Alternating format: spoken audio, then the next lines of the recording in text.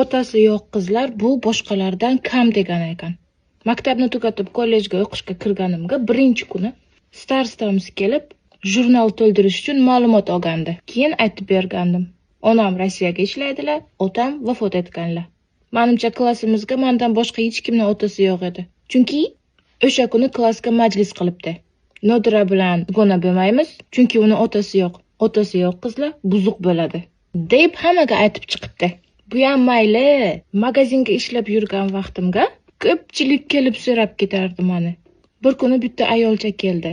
Sizni kelin qilmoqchiman, onangiz kim, otangiz kim deb so'rashni boshladi. Otam vafot etganlar, yo'qlar deganimni bilaman. Klient keldi, orqamga qaradim, qaytib xolachaga qarasam, yo'q. Даже bir vaqtlar o'zim yaxshi ko'rib gaplashib yurgan yigitimni onasi ham bizga o'zimizga teng oila kerak. Otasi yo'q qizni kelin qilmaymiz degandi. Otasizlik rostdan aybmi?